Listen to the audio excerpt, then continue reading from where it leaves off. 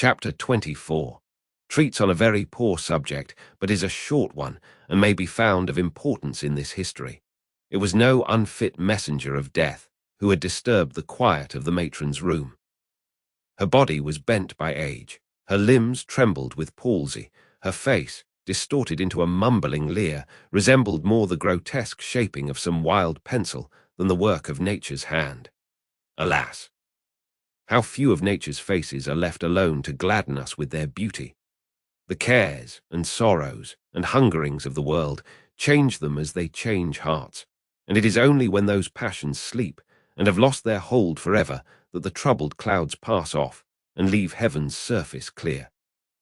It is a common thing for the countenances of the dead, even in that fixed and rigid state, to subside into the long-forgotten expression of sleeping infancy and settle into the very look of early life.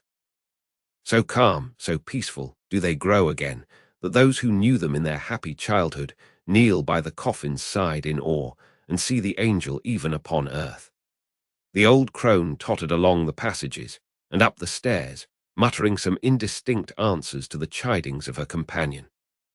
Being at length compelled to pause for breath, she gave the light into her hand and remained behind to follow as she might, while the more nimble superior made her way to the room where the sick woman lay. It was a bare garret room, with a dim light burning at the farther end. There was another old woman watching by the bed. The parish apothecary's apprentice was standing by the fire, making a toothpick out of a quill. "Cold night, missus." "Corny," said this young gentleman as the matron entered. "Very cold indeed, sir," replied the mistress in her most civil tones and dropping a curtsy as she spoke. "You should get better coals out of your contractors," said the apothecary's deputy, breaking a lump on the top of the fire with the rusty poker. "These are not at all the sort of thing for a cold night." "They're the board's choosing, sir," returned the matron. "The least they could do would be to keep us pretty warm, for our places are hard enough." The conversation was here interrupted by a moan from the sick woman. "Oh," said the young man, turning his face towards the bed, as if he had previously quite forgotten the patient. "It's all U.P. There, Mrs. Corney." "It is it, sir?" asked the matron. "If she lasts a couple of hours, I shall be surprised," said the apothecary's apprentice, intent upon the toothpick's point. "It's a break-up of the system altogether." "Is she dozing, old lady?" The attendant stooped over the bed to ascertain and nodded in the affirmative. "Then perhaps she'll go off in that way if you don't make a row," said the young man. "Put the light on the floor." "She won't see it there."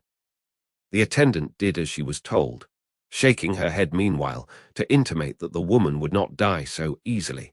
Having done so, she resumed her seat by the side of the other nurse, who had by this time returned. The mistress, with an expression of impatience, wrapped herself in her shawl and sat at the foot of the bed. The apothecary's apprentice, having completed the manufacture of the toothpick, planted himself in front of the fire and made good use of it for 10 minutes or so. When apparently growing rather dull, he wished Mrs. Corney joy of her job and took himself off on tiptoe. When they had sat in silence for some time, the two old women rose from the bed and, crouching over the fire, held out their withered hands to catch the heat. The flame threw a ghastly light on their shriveled faces and made their ugliness appear terrible, as in this position they began to converse in a low voice. "Did she say any more, Annie dear, while I was gone?" inquired the messenger. "Not a word," replied the other. "She plucked and tore at her arms for a little time, but I held her hands and she soon dropped off. She hasn't much strength in her, so I easily kept her quiet. I ain't so weak for an old woman, although I am on parish allowance. No, no." "Did she drink the hot wine the doctor said she was to have?" demanded the first. "I tried to get it down," rejoined the other. "But her teeth were tight set, and she clenched the mug so hard that it was as much as I could do to get it back again. So I drank it, and it did me good." Looking cautiously round to ascertain that they were not overheard, the two hags cowered nearer to the fire and chuckled heartily. "I mind the time," said the first speaker, when she would have done the same and made rare fun of it afterwards. "Ay, that she would," rejoined the other. "She had a merry heart. A many, many beautiful corpses she laid out, as nice and neat as waxwork. My old eyes have seen them, ay, and those old hands touched them too, for I have helped her scores of times." Stretching forth her trembling fingers as she spoke, the old creature shook them exultingly before her face, and fumbling in her pocket, brought out an old, time-discolored tin snuff-box, from which she shook a few grains into the outstretched palm of her companion and a few more into her own. While they were thus employed, the matron, who had been impatiently watching until the dying woman should awaken from her stupor, joined them by the fire and sharply asked how long she was to wait. "Not long, mistress," replied the second woman, looking up into her face. "We have none of us long to wait for death. Patience, patience. He'll be here soon enough for us all." "Hold your tongue, you doting idiot," said the matron sternly. "You, Martha, tell me, has she been in this way before?" "Often," answered the first woman. "But will never be again," added the second one. "That is, she'll never wake again but once, and mind, mistress, that won't be for long." "Long or short," said the matron snappishly, "she won't find me here when she does wake. Take care, both of you, how you worry me again for nothing. It's no part of my duty to see all the old women in the house die, and I won't, that's more. Mind that, you impudent old harridans. If you make a fool of me again, I'll soon cure you, I warrant you." She was bouncing away, when a cry from the two women, who had turned towards the bed, caused her to look round. The patient had raised herself upright and was stretching her arms towards them. "Who's that?" she cried in a hollow voice. "Hush, hush," said one of the women, stooping over her. "Lie down, lie down." "I'll never lie down again alive," said the woman, struggling. "I will tell her. Come here, nearer, let me whisper in your ear." She clutched the matron by the arm, and forcing her into a chair by the bedside, was about to speak, when looking round, she caught sight of the two old women bending forward in the attitude of eager listeners.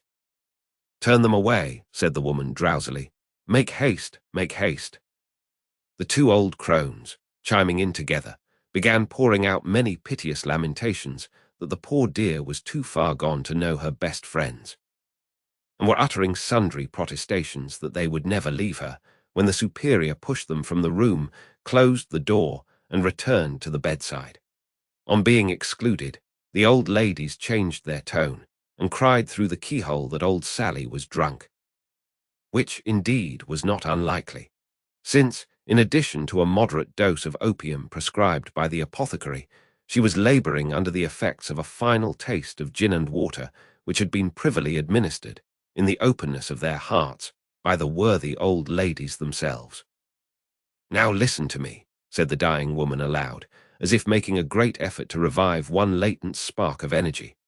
"In this very room, in this very bed, I once nursed a pretty young creature that was brought into the house with her feet cut and bruised with walking, and all soiled with dust and blood. She gave birth to a boy and died. Let me think, what was the year again?" "Never mind the year," said the impatient auditor. "What about her?" "Aye," murmured the sick woman, relapsing into her former drowsy state. "What about her? What about, I know," she cried, jumping fiercely up, her face flushed and her eyes starting from her head. "I robbed her, so I did.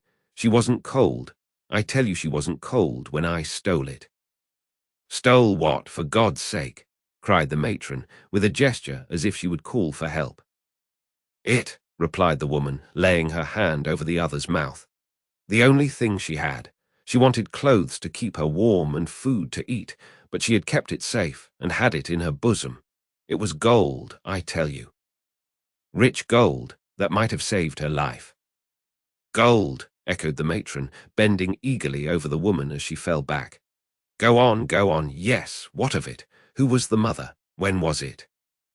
"She charged me to keep it safe," replied the woman with a groan, "and trusted me as the only woman about her. I stole it in my heart when she first showed it me hanging round her neck, and the child's death, perhaps, is on me besides. They would have treated him better if they had known it all. "Known what?" asked the other. "Speak."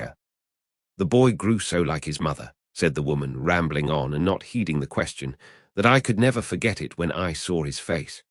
Poor girl, poor girl, she was so young too, such a gentle lamb. Wait, there's more to tell.